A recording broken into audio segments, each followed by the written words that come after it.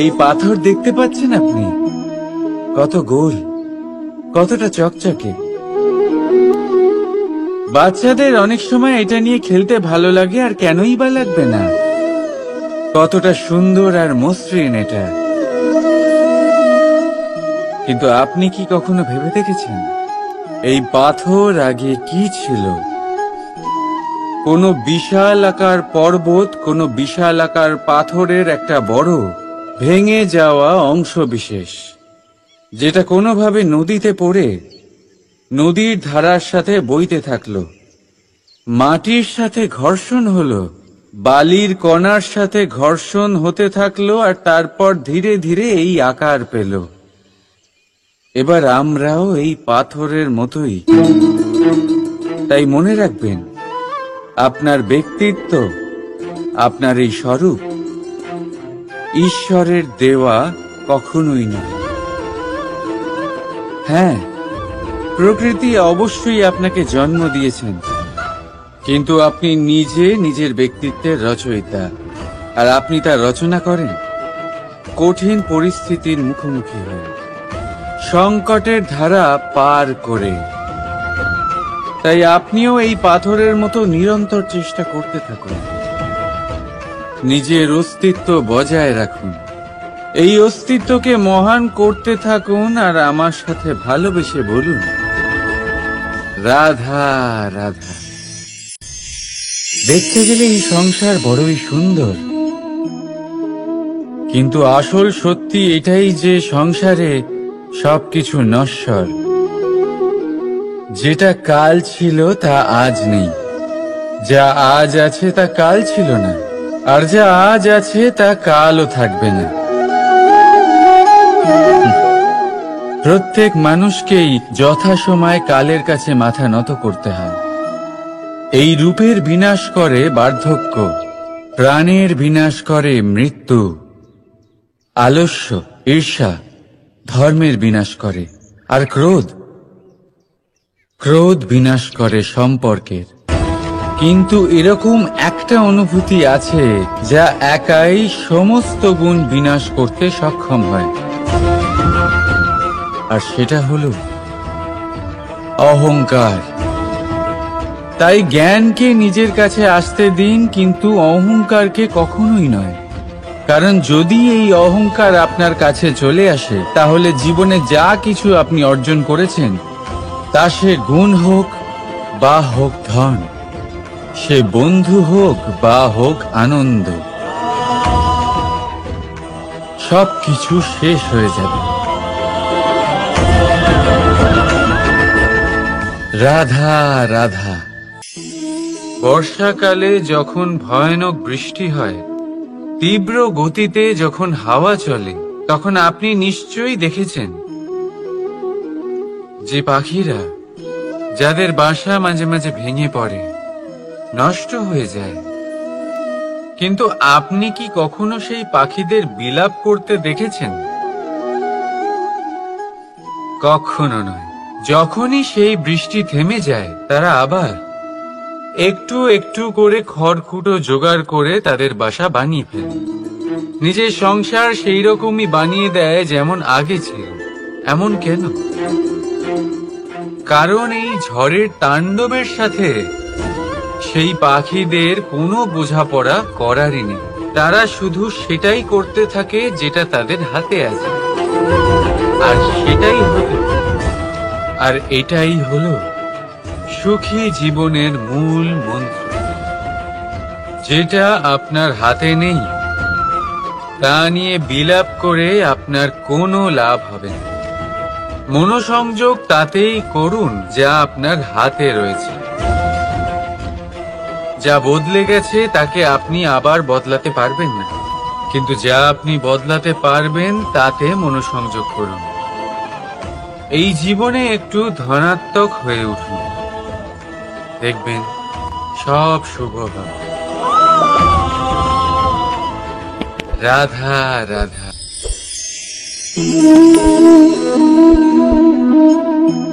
ছোটবেলায় একটা জিনিস আমি কখনো বুঝে উঠতে পারিনি। আমি সবসময় আশ্চর্য হয়ে থাকতাম যে এটা কি করে সম্ভব হতে পারে। ব্যাপারটা ছিল এরকম, আমি আমাদের গোয়াল ঘরে দেখতাম ভিন্ন ভিন্ন রং রূপের গাভী, কারোর রং কালো তো কারোর রং সাদা, কেউ খয়েরি তো কারোর রং বাদামি। এবার আমি দেখতাম কারোর কারোর শিং বড় তো কারোর এত ছোট যে দেখাই যায় না, কোনো গাভী আকারে ছোট ছিল তো কেউ একটু বড়। কিন্তু যখন সেই সব গাভী দুধ দিত তখন আমি দেখতাম সেই সব দুধ সমান, রং সমান, স্বাদ সমান, গুণও সমান আর সমান পুষ্টিও। এবার আমি এটা বুঝতে পারতাম না, আমার দৃষ্টিতে তো সমস্ত গাভী আলাদা আলাদা ছিল। আমি ভাবলাম আমি মাকে জিজ্ঞেস করি। মাকে জিজ্ঞেস করলাম, মা আমাকে বললেন, কানাই, রং রূপ পাল্টালেও গাভীদের বাস্তবিকতা তো পাল্টায় না, গাভী তো গাভীই থাকবে। এবার আমি এটা বুঝতে পারি না যে মানুষ এটা আত্মসাৎ কেন করতে পারে না। দেখুন, রং, রূপ, জাত, ধর্ম, ভাষা, এই সবের উপরে হলো মনুষ্যত্ব। আর মনুষ্যত্বের একটাই ধর্ম, আর সেটা হলো প্রেম। তাই এই প্রেম আপনি সকলের সাথে ভাগ করে নিন, প্রেমের সাথে সকলের সেবা করুন। এই মনুষ্যত্বর অমৃত চেখে দেখুন, আর আপনি বুঝে যাবেন যে আমরা কেউ আলাদা আলাদা নই, আমরা সবাই সমান। রাধা রাধা। সাগর, কত বিশাল হয় এই সাগর, কি না করতে পারে এই সাগর। এক মুহূর্তের মধ্যে সব ধ্বংস করে দিতে পারে, প্রলয় ডেকে আনতে পারে, সংসার মুছে ফেলতে পারে। এই সাগর জীবন জ্যোতি নিভিয়ে দিতে পারে। কিন্তু এই সাগর যা মেটাতে পারে না তা হলো একজন তৃষ্ণার্তের তৃষ্ণা। অন্যদিকে এই ঘোড়া, যা এতটাই ছোট যে গোপিনীরা একসঙ্গে অনেকগুলো নিয়ে চলতে পারে, কিন্তু এই ছোট ঘোড়া অনেকের তৃষ্ণা মেটাতে পারে। এবার বলুন, জল সাগরেও আছে, আবার এই ঘোড়াতেও। তাহলে পার্থক্য কোথায়? এখানে পার্থক্য হলো তাদের আচরণের মধ্যে। একজন মাটির মধ্যে মিষ্টি জল ধরে রাখে তো আরেকজন নিজের নোনা জলের আঘাতে যে কাউকে মাটিতে মিশিয়ে দিতে পারে। আপনি কি হতে চাইবেন? সাগরের নোনা জল হয়ে কারোর আশা চূর্ণ বিচূর্ণ করে দিতে, নাকি মিষ্টি জলের ঘোড়া হয়ে কারোর তৃষ্ণা মেটাতে? সিদ্ধান্ত আপনার। রাধা রাধা। কতবার এমন হয় আপনি কোনো কাজ করার জন্য কাউকে দায়িত্ব দেন, কিন্তু সেই ব্যক্তি সেই কাজ সম্পন্ন করতে পারে না, অসম্পূর্ণ রেখে দেয়, অথবা ঠিকভাবে করতে পারে না। এবার এই পরিস্থিতিতে কি হয়? আপনি ক্রুদ্ধ হয়ে যান, তার উপরে আপনি রেগে যান, তাকে তিরস্কার করেন, আর তারপরে সেই কাজ সম্পন্ন করতে আপনি নিজেকেই নিযুক্ত করেন, আর শেষ পর্যন্ত সেই কাজ সম্পন্ন হয়েই যায়। এবার এই বিষয়ে সমস্যা সেই ব্যক্তির চেষ্টায় নয়, সমস্যা আপনি যে সেই ব্যক্তিকে ভরসা করলেন তার ছিল। আমরা অন্যের প্রতি ভরসা করাকে প্রথম পদক্ষেপ বানিয়ে, আর নিজের উপরে বিশ্বাসকে শেষ সম্বল।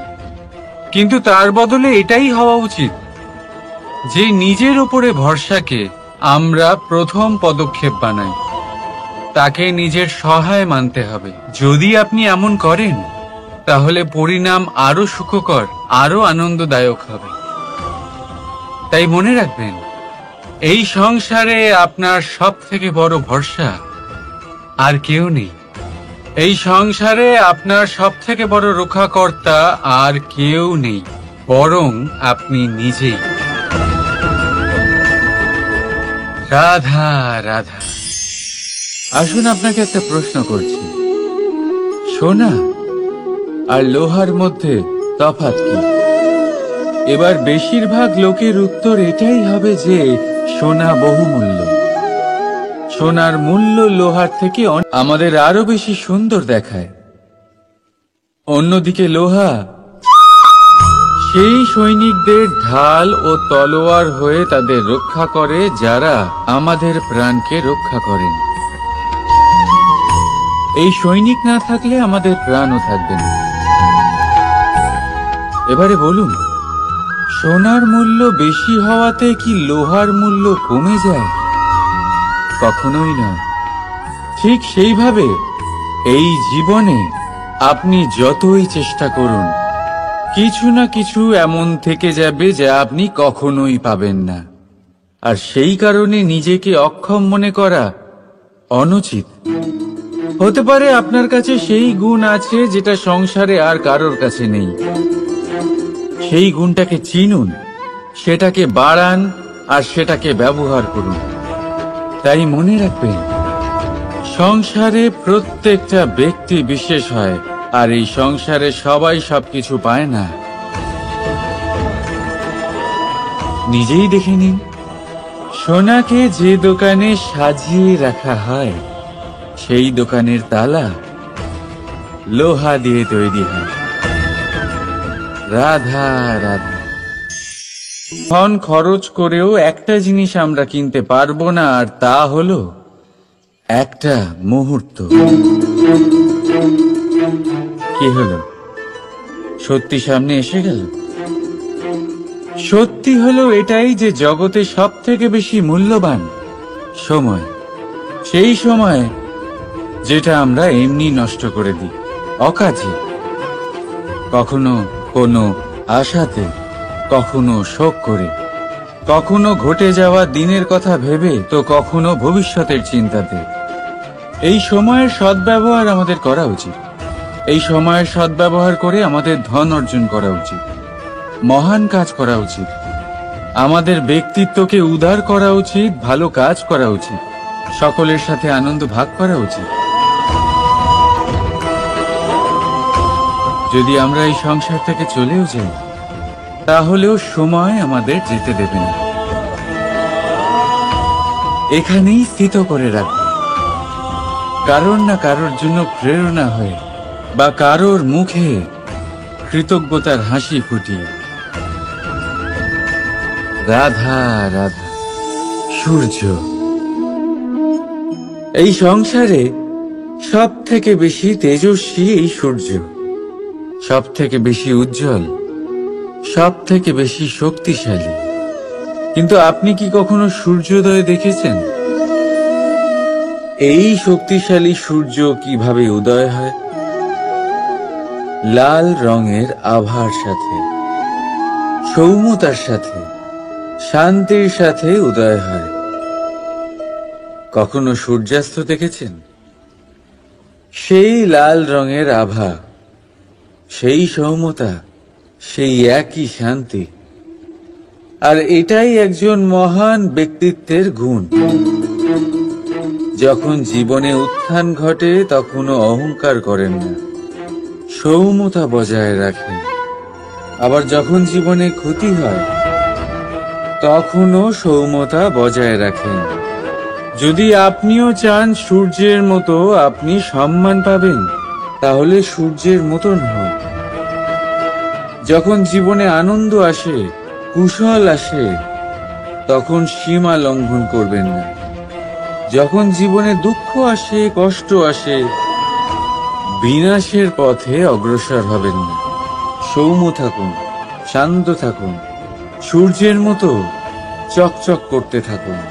কারণ সব মুহূর্তের মতোই এটাও একটা মুহূর্ত।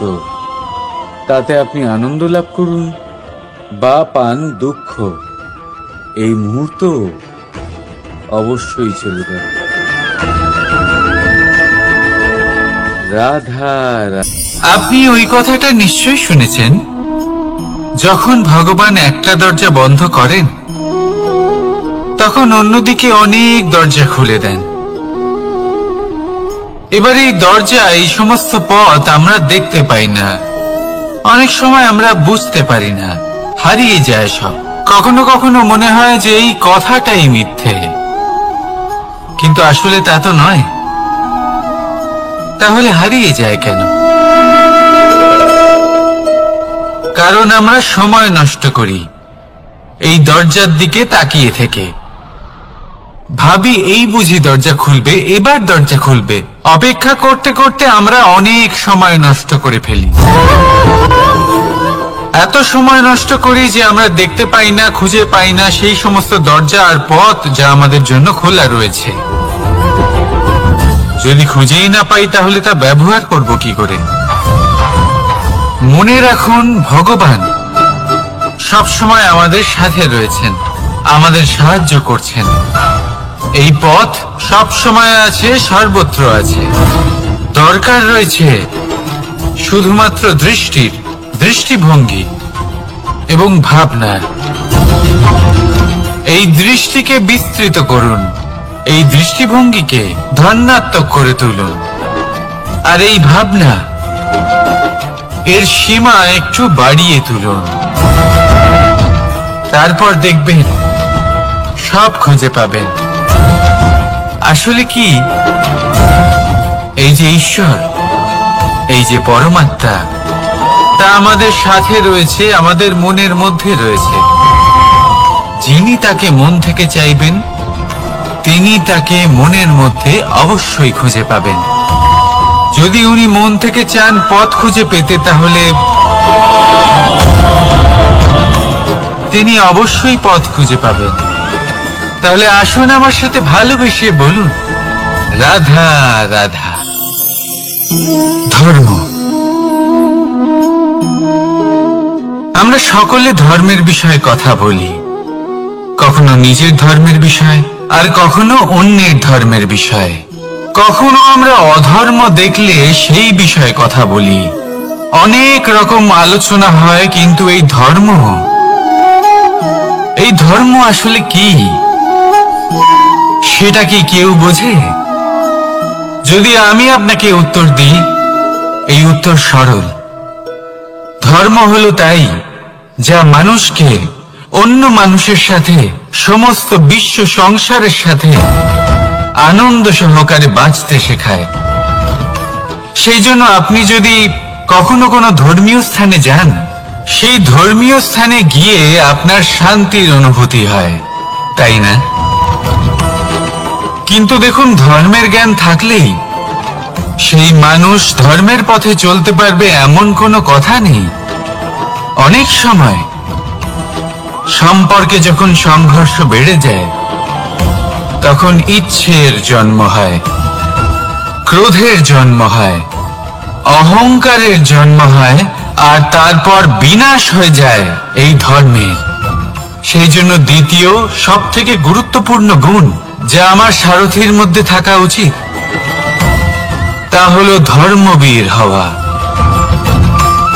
এবার দেখতে হবে সেটা এই যে কে হবে সেই ব্যক্তি যিনি এই স্বয়ম্বরে নিজের ধর্মে অটল থাকবেন।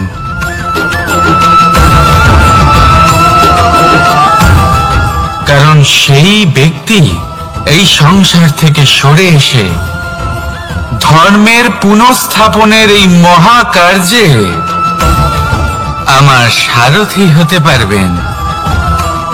তাহলে আসুন আমার সাথে ভালোবেসে বলুন, রাধা রাধা। কর্ম, ধর্ম, জ্ঞান, এই তিন স্তরে অনেক মানুষ পৌঁছতে পারেন। অনেকে এই পরীক্ষা দিয়ে তাতে উত্তীর্ণ হয়ে যেতে পারেন, কিন্তু শিখরে পৌঁছে শাসন তিনিই করতে পারেন যার কাছে এই চতুর্থ গুণটিও থাকে, সমর্পণ। অত্যন্ত গুরুত্বপূর্ণ একটা গুণ এটা। এই সমর্পণ আসলে অত্যন্ত গুরুত্বপূর্ণ। পূর্ণ সমর্পণ দরকার নিজের লক্ষ্যের প্রতি, সমর্পণ নিজের কর্তব্যের প্রতি, সমর্পণ নিজের আত্মার থেকে নির্গত স্বরের প্রতি, সমর্পণ নিজের রথির প্রতি, অর্থাৎ আমার প্রতি। এবার এই পরীক্ষায় অত্যন্ত কঠিন এক বাঁক আসতে চলেছে, যেখানে সারথীকে সমর্পণের নিরিখে পরীক্ষা করা হবে, আর তাতে উত্তীর্ণ হওয়ার পরেই তার হাতে ধর্ম স্থাপনের রথের রাশ তুলে দেওয়া হবে। দেখা যাক কি হয়। ততক্ষণ আপনি প্রসন্ন থাকুন আর আমার সাথে ভালোবেসে বলুন, রাধা রাধা। মাকড়সারা ভীষণ পরিশ্রম করে এটা তৈরি করে, নিজের শরীরের রস দিয়ে এই জাল বনে। আপনি কি এটার উদ্দেশ্য জানেন? আসলে মাকড়সা এই জালে ছোট কীটপতঙ্গ ধরে তাদেরকে খাদ্যরূপে গ্রহণ করে। কিন্তু আপনি কি এই কথা জানেন যে একদিন মাকড়সা নিজেই নিজের জালে জড়িয়ে মৃত্যুবরণ করে থাকে? বলুন, কি করেন আপনি এই জাল দেখতে পেলে? দেখতে পেলেই মুছে ফেলেন এর অস্তিত্ব, তাই না? তেমনি অন্যদিকে পাখির বাসা, পাখিরাও ভীষণ পরিশ্রম করে এটা তৈরি করে। কিন্তু যদি পাখি একদিন এটা ছেড়ে চলে যায়, তাহলেও লোকে এটা নষ্ট করে দেয় না। কারণটা কি? এর কারণ হলো এর নির্মাণ জীবন সঞ্চারের জন্য করা হয়েছিল, নষ্ট করার জন্য নয়। তাই মনে রাখবেন, জীবনে আপনার পরিশ্রম যতই বেশি হোক না কেন, যদি আপনার লক্ষ্য শুভ না হয়, তাহলে আপনারও বিনাশ নিশ্চিত। তাই সৃজন করতেই থাকুন আর মুগ্ধ হয়ে বলুন, রাধা রাধা।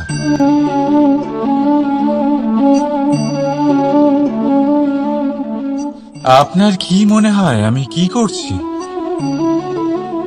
আপনি বলবেন আমি প্রদীপ জ্বালাচ্ছি। সঠিক, কিন্তু প্রশ্ন হচ্ছে যে আমি কি আপনাকে বলেছি যে একে প্রদীপ বলা হয়? না। এই প্রদীপ কি নিজেই নিজের পরিচয় আপনাকে দিয়েছে?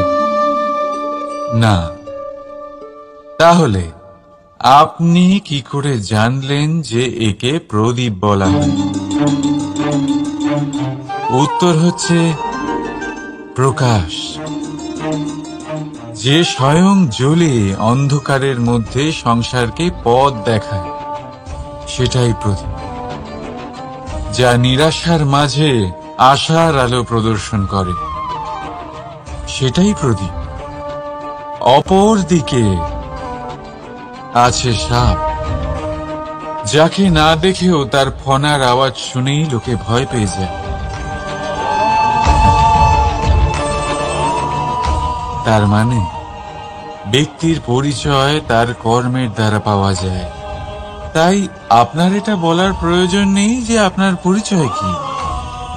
এটা আপনার কর্মই নিশ্চিত করবে যে লোকে আপনাকে প্রদীপ ভেবে ভালোবাসবে নাকি সাপ ভেবে ভীত হয়ে থাকবে। রাধা রাধা। সময় কত বিচিত্র হয়। সময় আমাদের পক্ষে থাকলে আমরা নিজেদের রাজা মনে করে নিই, আর সেই সময় যদি বিপক্ষে চলে যায়, তাহলে নিঃস্ব হতে সময় লাগে না। তাই মানুষের একটা অভ্যেস আছে, খারাপ সময়ের জন্য কিছু সঞ্চয় করা। আত্মীয়, বন্ধু খারাপ সময় পাশ থেকে সরে যায়। যশ, মান প্রতিকূল সময় চিরস্থায়ী হয় না। তাই মানুষ মনে করে অর্থ সঞ্চয় করাই শ্রেয়। অর্থের কোনো হৃদয় নেই যা সময়ের সাথে পরিবর্তিত হবে। সংসার বলে সর্বদা অর্থ সঞ্চয় করতে থাকুন। খারাপ সময় অবশ্যই কাজে লাগবে, কিন্তু আমি বলবো শুভ কর্ম করতে থাকুন, আনন্দে থাকুন, নিজের ওপর আর ঈশ্বরের ওপরে বিশ্বাস রাখুন। খারাপ সময় কখনো আসবেই না। রাধা রাধা। প্রকৃতি মানুষকে এক বিশেষ শক্তি দিয়েছে, অন্য জীবের থেকে বেশি শক্তি দিয়েছে। স্মরণ শক্তি। এই শক্তি মানুষকে অন্য জীবের থেকে ভিন্ন করে, ইতিহাস রচনা করার প্রেরণা দেয়, জ্ঞানকে বংশানুক্রমে এগিয়েও নিয়ে যায়। আর যারা ভুলে যান, অধিকাংশ সময় তারা উপহাস আর দয়ার পাত্র হয়ে যান। কিন্তু এটাই কি প্রকৃত রূপে সত্য? না। এই স্মরণ শক্তি মানুষের বিকাশে সব থেকে বড় বাধা হয়ে দাঁড়ায়। তার মনকে দূষিত করে দেয়। খারাপ অভিজ্ঞতা, কারোর করা বিশ্বাসঘাতকতা, কারোর কটাক্ষ বেশিরভাগ মানুষই ভুলতে পারেন না, আর তারপর প্রতিশোধ নিতে উদ্যত হন। প্রথমে সময় নষ্ট করেন প্রতিশোধের প্রস্তুতিতে, আর তারপর সময় নষ্ট করেন প্রতিশোধ নেওয়ার সুযোগ খুঁজতে। যদি সন্তুষ্টি পেতে চান, যদি জীবনে আনন্দ পেতে চান, তাহলে স্মরণ শক্তির সদ্ব্যবহার করুন। নিজের স্মরণ শক্তিকে চালনা করুন শুধুমাত্র ভালো কথা আর ভালো স্মৃতির দিকে। জীবনে আনন্দ পাবেন। রাধা রাধা। মানুষ নিজের পরিবারের জন্য কত কিছুই না করে, দিন রাত পরিশ্রম করতে থাকে যাতে তার পরিবারের প্রয়োজন পূরণের জন্য অর্থ রোজগার করতে পারে। কিন্তু শুধু অর্থ রোজগার করাটাই কি যথেষ্ট? আপনি বলবেন, হ্যাঁ নিশ্চয়ই, অর্থ দিয়ে সব কিছু পাওয়া যায়, বিদ্যা পাওয়া যায়, বাড়ি পাওয়া যায়, ওষুধ পাওয়া যায়, আর কত কিছুই না পাওয়া যায়। এইসব একটা পর্যায় পর্যন্ত সঠিক, কিন্তু একটু মন দিয়ে ভেবে দেখুন, যখন কোনো শিশু অসুস্থ হয়ে পড়ে তখন সে ওই তিক্ত ওষুধ কেন খেয়ে নেয়? এই জন্য কারণ ওর পিতা সেই ওষুধ অর্থ দিয়ে কিনেছে?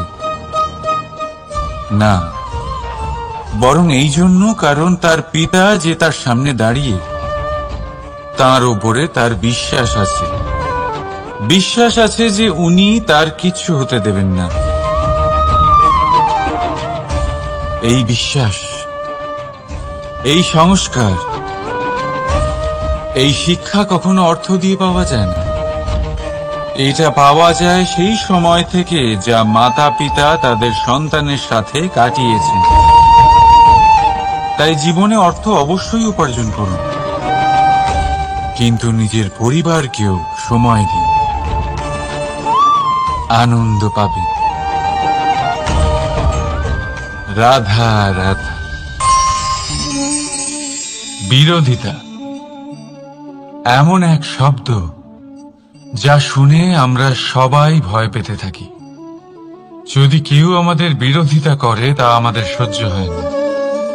আমরাও কারোর বিরোধিতা করে কোনো শত্রুতা করতে চাই না।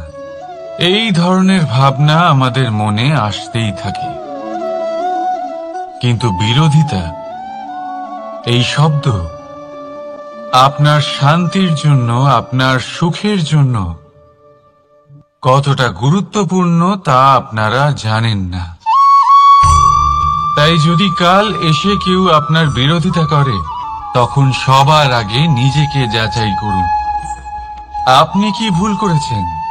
আপনার দোষ কি? নিজের মধ্যে কি ত্রুটি আছে সেটা বোঝার চেষ্টা করুন। নিজেকে সংশোধন করার চেষ্টা করুন, তারপর দেখুন বিরোধিতার এই আগুন আপনাকে স্বর্ণ থেকে কুন্দন বানিয়ে তুলবে।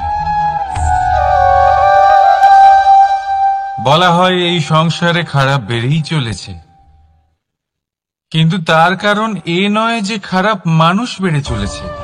তার কারণ হলো যে ভালো মানুষ, যাদের ভালো চিন্তা, ভালো বিচারধারা আছে, তারা খারাপের বিরোধিতা করতে পারে না। যদি আপনার সম্মুখে কোনো খারাপ কর্ম হয়, তাহলে তার বিরোধিতা করতে সংকোচ করবেন না, কারণ বিরোধিতার এই আগুন মন্দকে পিছুপা হতে অবশ্যই বাধ্য করে। রাধা রাধা। বিশ্বাস, জীবনে বিশ্বাস কতটা গুরুত্বপূর্ণ। একজন স্ত্রী তার স্বামীর হাত ধরে যে কোনো জায়গায় যেতে পারেন, এর কারণ হলো বিশ্বাস। তার নিজের স্বামীর ওপরে বিশ্বাস আছে। যখন একজন মা তার ছোট বাচ্চাকে কোলে তুলে হাওয়ায় ওঠায়, তখন সেই বাচ্চা ভয়ভীত হয়ে যায় না। তার কারণ হলো বিশ্বাস। তার বিশ্বাস আছে যে তার মা তার কিচ্ছু হতে দেবে না। এক বৈদ্যের দেওয়া ঔষধ সন্তান কিছু না বুঝে শুনেই খেয়ে ফেলে। সেই বৈদ্যের জ্ঞানের বিষয়ে তার কোনো ধারণাই থাকে না, শুধু নিজের পিতার উপরে বিশ্বাস আছে যে তার পিতা তাকে খারাপ কিছুই দেবে না। যখন এই সংসারের প্রতিটা বন্ধন বিশ্বাসের উপরে দাঁড়িয়ে আছে, তাহলে কেন এই বিশ্বাসকে আমরা জীবনে আনতে পারি না? আপনি নিজেই দেখুন, এই বিশ্বাস নিজের জীবনে এনে দেখুন, সবকিছু আরো সুন্দর হয়ে যাবে। তাই ভালোবেসে বলুন, রাধা রাধা।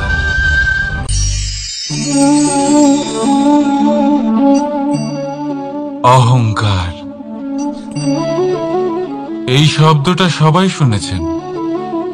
বহু মানুষকে আপনি এটা বলতে শুনেছেন যে ওই ব্যক্তির অহংকার আছে, ওই মানুষটির ক্ষমতার অহংকার আছে, ওই ব্যক্তির নিজের রূপ নিয়ে অহংকার আছে, ওই ব্যক্তির নিজের অর্থের অহংকার আছে, ইত্যাদি ইত্যাদি।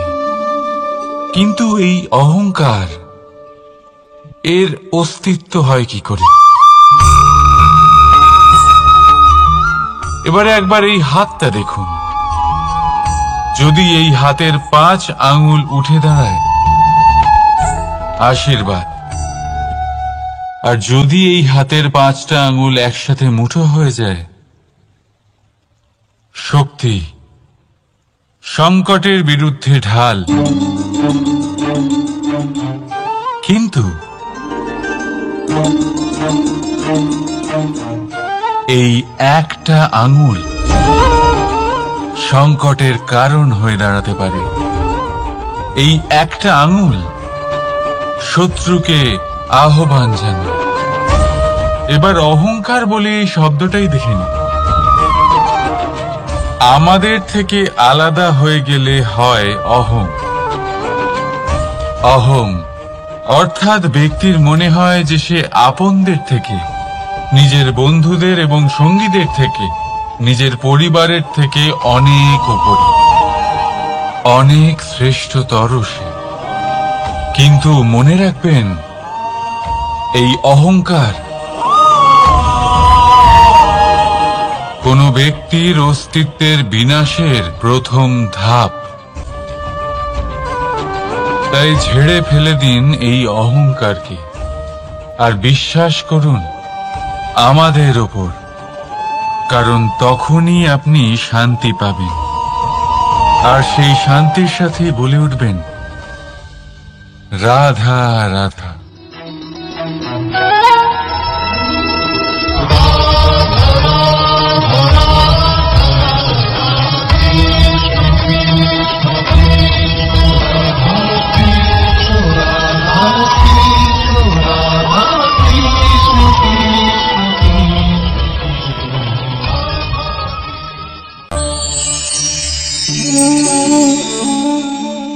সাফল্য। যদি আপনাকে জীবনে সাফল্য পেতে হয়, তাহলে আপনি একাধিক মানুষ পাবেন যারা একাধিক উপায় বলবে আপনাকে সাফল্য পাওয়ার। দীর্ঘ সময় ধরে পরিশ্রম, চেষ্টা, নির্ধারণ, নিষ্ঠা এই বিষয়ে ভাষণ দিতে থাকবেন। একাধিক রকমের উদাহরণ আপনার সামনে তুলে ধরবেন। কিন্তু আমার এটা মনে হয়, আমরা কেন সেই বিষয়ে কথা বলি না যা মানুষকে অসফল করে তোলে? শুধু দুটো ব্যাপার অসফল হওয়া নিশ্চিত করে। শুধু দুই ধরনের মানুষ বেশিরভাগ অসফল হন। প্রথম তারা যারা ভাবে অনেক কিছু কিন্তু কিছুই করে না, আর দ্বিতীয় তারা যারা অনেক কিছু করতে থাকে কিন্তু ভাবনা চিন্তা না করে। ভাবনা আর কর্ম, এদের মাঝে সামঞ্জস্য রাখা খুব জরুরি। যদি এটা থাকে, তাহলে জীবনে কখনো অসফল হবেন না। রাধা রাধা। আপনি অনেককে এই কথা নিশ্চয়ই বলতে শুনেছেন, এই ব্যক্তির দৃষ্টিতে দম্ভ আছে, এই ব্যক্তির চোখের ওপর অহংকারের পর্দা পড়ে আছে, ইত্যাদি ইত্যাদি। চলুন আমি আপনাকে একটা প্রশ্ন করছি। আপনি দেখেন কি দিয়ে? দৃষ্টি দিয়ে নাকি দৃষ্টিভঙ্গির সাহায্যে? ভাবুন। চিন্তায় পড়ে গেলেন নিশ্চয়ই। দৃষ্টি যে কোনো বস্তুর বা যে কোনো মানুষের শুধু বাইরের রূপটা দেখায়, যেখানে দৃষ্টিভঙ্গি আপনাকে সোজা আসল পরিচয়ের সাথে সাক্ষাৎ করায়। উদাহরণ হিসেবে চন্দ্র। চন্দ্র আমরা সবাই দেখেছি। বহু মানুষ আছেন যাদের চন্দ্র অত্যন্ত সুন্দর লাগে, আবার কিছু মানুষ এমনও আছেন যারা এই চন্দ্রের মধ্যেই দাগ খুঁজে বার করেন। এই হলো দৃষ্টিভঙ্গি। যদি নিজের দৃষ্টিভঙ্গিতে প্রেম রাখেন, ভালোবাসা রাখেন, সম্ভ্রম রাখেন, তাহলে তার বদলে আপনিও প্রেম আর সম্মান অবশ্যই পাবেন। এবারে দেখুন, যে জল দিয়ে ঈশ্বরের মূর্তি ধোয়া হয় তাকে চরণামৃত বলা হয়। এটার কারণ দৃষ্টিভঙ্গি। এখন আপনি পাথরকে ভগবান ভেবে পুজো করবেন, নাকি ভগবানকে পাথর ভেবে পরিত্যাগ করবেন? সিদ্ধান্ত আপনার, কিন্তু এই সিদ্ধান্ত নির্ভর করে আপনার দৃষ্টিভঙ্গির ওপর। তাই নিজের দৃষ্টিভঙ্গি শুভ রাখুন, নিজের দৃষ্টিভঙ্গিতে ভালোবাসা রাখুন, আর আনন্দে বলুন, রাধা রাধা।